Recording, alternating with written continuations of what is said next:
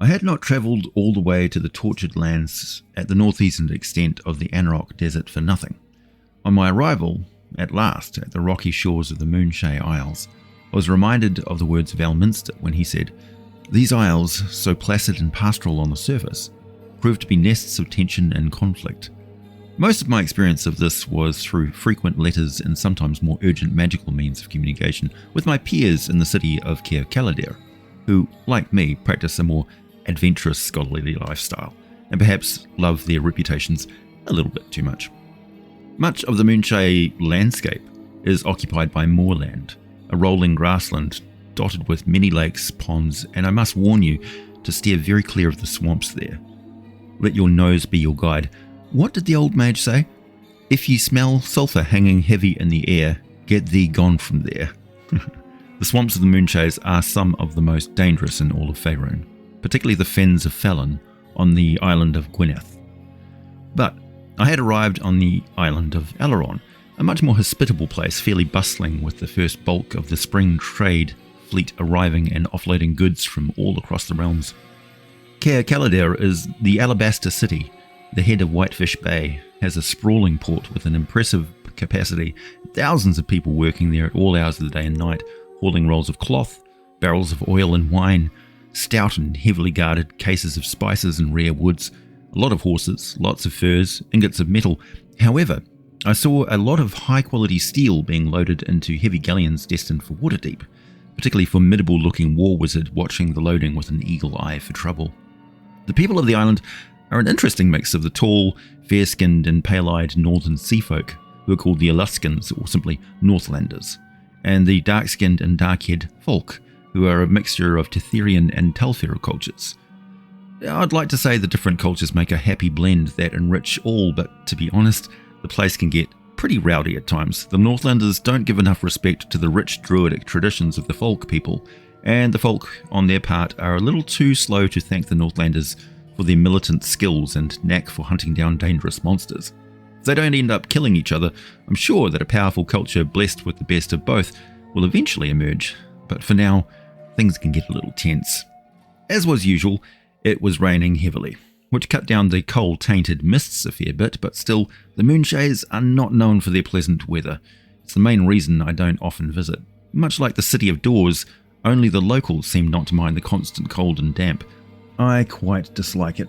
My precious cargo was nothing like the goods being loaded off the other sailing vessels. The little caravel was to stop overnight and set sail again with the tide.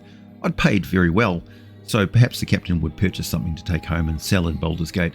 That was his business. Mine was further around the north side of the bay in a little mining town called White Rock, where I was met with some Northlander clerics from the bordering kingdom of Narhelm. I can't reveal what occurred next, but the end result was that we managed to free a trapped Agathinon, an angel of Celestia, who had been imprisoned by very powerful magic for something like 3,000 years. I can also say that the famous white marble stone found in the Fairheight mountain ranges thanks to the Celestial being trapped there for so long. He was tall, close to 7 feet, lean, muscular, physically perfect really, with skin like finely coloured opal and eyes that glowed with warm golden light. He wore a spotlessly white, finely made kilt of pleated cloth and fine jewellery, sandals on his feet, well-made belt, but carried no weapons or other things. He didn't need them. Most who deal with the Agathinons never see them in their true celestial form. They look quite elvish with fine features and pointed ears.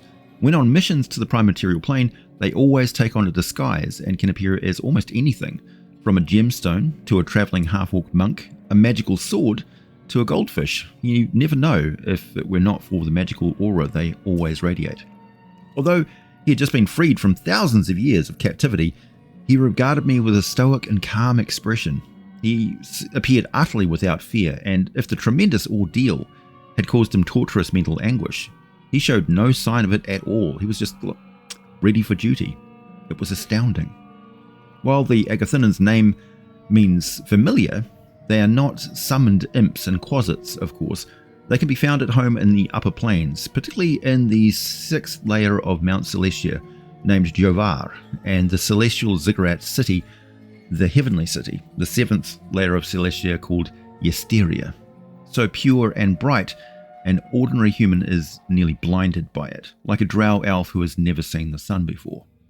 As the rain continued to fall in a steady drizzle, I stood before Karchel, the Agathinon angel, his radiant form a stark contrast to the dreary surroundings of the Moonshae Isles. He looked at me with those warm golden eyes, and I couldn't help but feel a deep sense of awe and respect. Karchel, I began, my voice carrying a mixture of curiosity and reverence. I am Pickett the Lawkeeper, Sage of Candlekeep and Master of the High Hand Spire. Your presence here is a testament to the ancient magics that bind this land. He inclined his head slightly, acknowledging my introduction. I am Karchel, he replied, his voice like a melody that resonated through the very air. Once a servant of Mistral, the goddess of magic. His mention of Mistral brought a flicker of nostalgia to his eyes, and his expression softened. She was a beacon of magic and wisdom, and it was an honor to serve in her battalion of Agathia. Our natures, so intertwined with her own, made our service a joy, a constant pleasure to be in her presence and to carry out her will. As he spoke, the shadows around us seemed to deepen, and a palpable wave of sorrow crossed his face. His shimmering skin dimmed, and his eyes closed for a brief moment. I can feel it, he whispered, his voice trembling with emotion. The fall of Netheril, the death of Mistral. I could see the weight of millennia pressing upon him, yet his resolve remained steadfast. But I remain committed to the cause of good, he continued, his voice regaining its strength. Her memory, her teachings, and her magic will live on through my actions. Straightening, Karchel's opalescent skin brightened once more, and his golden eyes met mine with an unwavering determination. Though she is gone, her light endures. I will continue to serve the good, to fight against evil, and to honor her legacy in every way I can. As Karchel's words echoed through the air, I felt a surge of purpose within me. I had freed a being of immense power and purity, yet my inquisitive nature as the Lawkeeper compelled me to delve deeper. The rain, now a mere backdrop to this extraordinary moment, seemed to fade into insignificance. Karchel, I said, my curiosity burning brighter than the celestial's light before me. Your dedication to Mistral and the cause of good is beyond commendable. But as a sage of Candlekeep, I am driven by an insatiable quest for knowledge. There are questions I must ask for the sake of history and the understanding of our world. Karchel's golden eyes remained fixed on mine, unwavering and patient. Speak, Pickett the Lawkeeper. I shall answer as best I can. I nodded, choosing my words carefully. The fall of Netheril and the death of Mistral are events shrouded in mystery and sorrow. As one who served her so closely, can you shed light on the circumstances leading to her demise? What was the true nature of her power, and how did it resonate with the magic of Netheril? A hint of sadness touched Karchel's features. He did not flinch from the inquiry.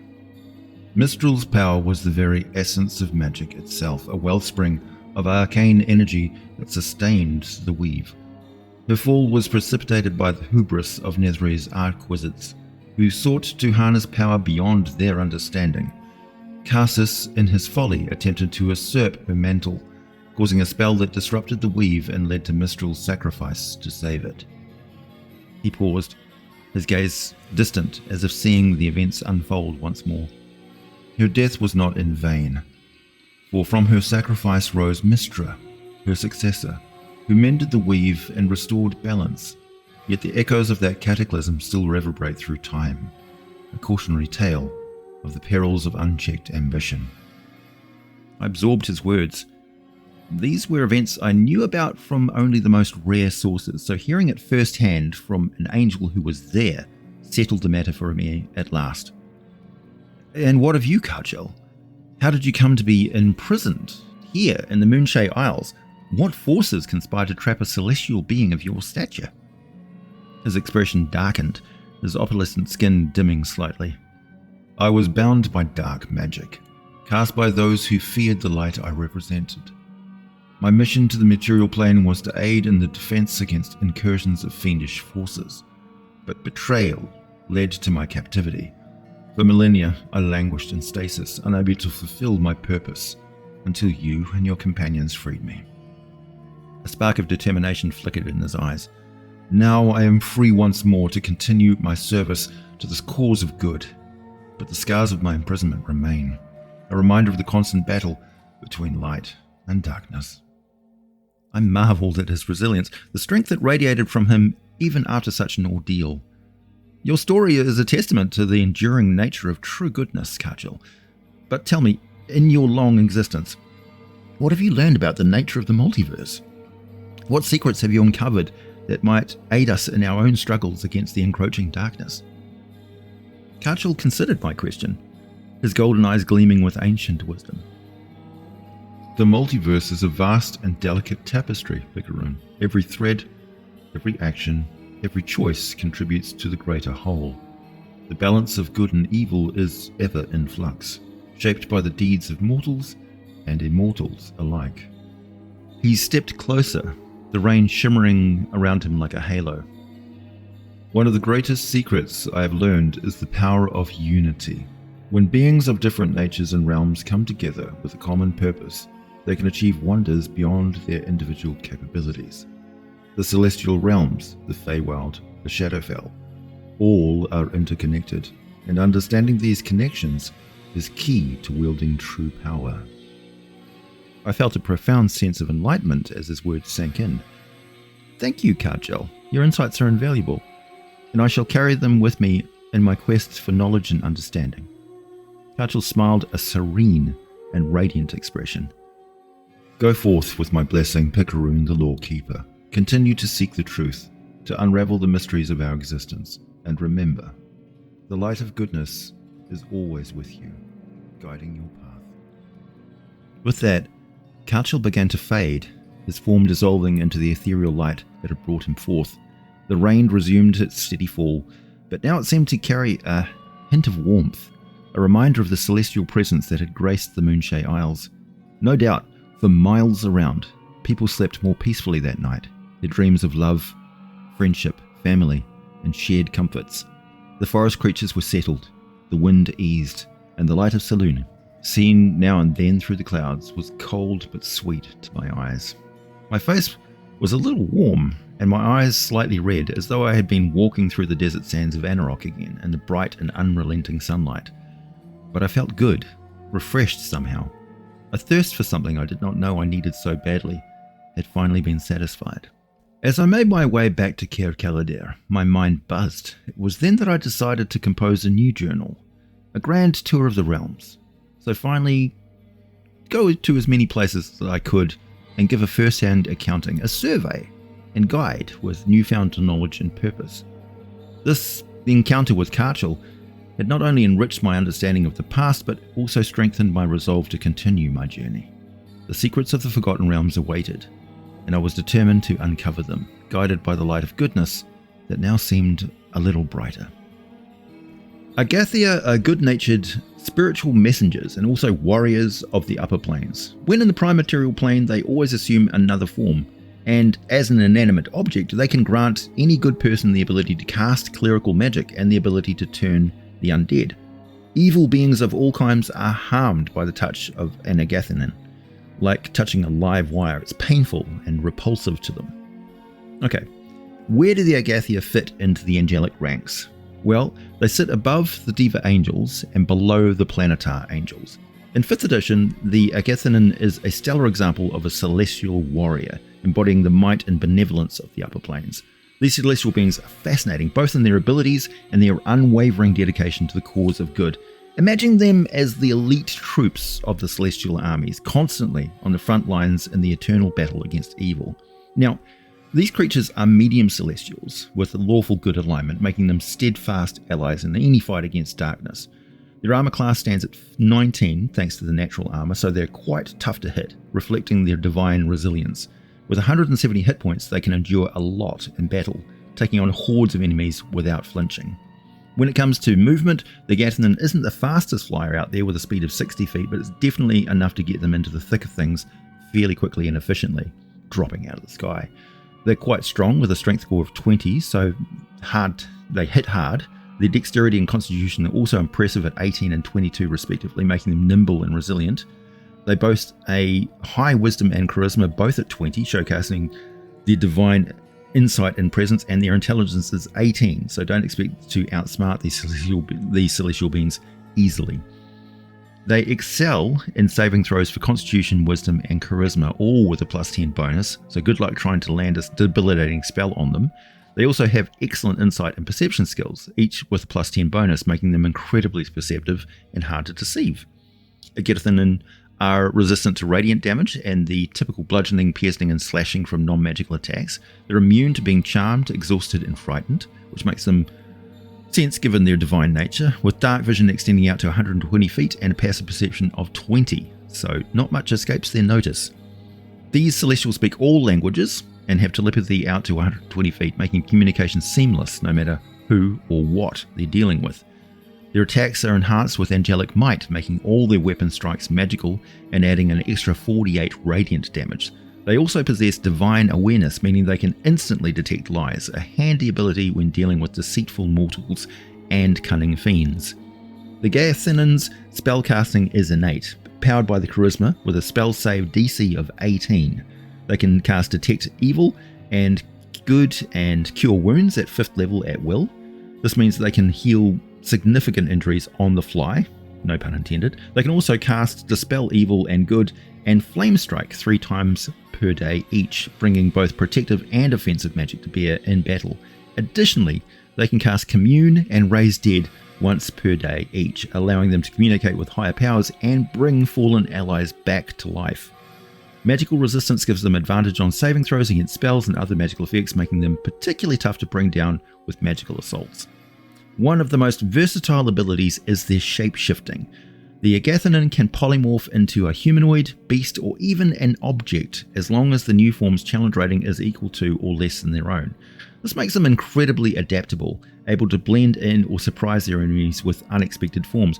When they shapeshift, they retain their mental stats and abilities, but their physical attributes and armor class change to match their new form. In battle, they can turn undead as an action, which involves using their channel divinity to present their holy symbol and send undead creatures fleeing. If you're running an undead heavy campaign, this ability can turn the tide in the player's favour for sure. You can also become ethereal at will, allowing them to slip through the ethereal plane, which can be a game changer in the right scenario. Imagine them slipping through walls or avoiding attacks entirely by phasing out of reality. When it comes to direct combat, the Agathinon makes 2 melee attacks per turn. Their preferred weapon is a mace, striking with a +10 to hit and dealing 1d6 +5 bludgeoning damage, plus an additional 48 radiant damage as mentioned. This combination of physical and radiant damage makes them deadly to a wide range of foes. Also, important note, they also transform when they're transforming into an inanimate object which is wielded by a champion. They usually transform into a blunt object. They can also have a healing touch, usable 3 times per day, which allows them to restore 30 points to a creature and cure any curse, disease, poison, blindness, or deafness, which makes them invaluable as healers and support in the heat of battle. The Agathinon is a celestial powerhouse, blending the roles of frontline fighter, healer, and divine emissary. They are resilient, versatile, and their very presence inspires hope and courage to those they aid.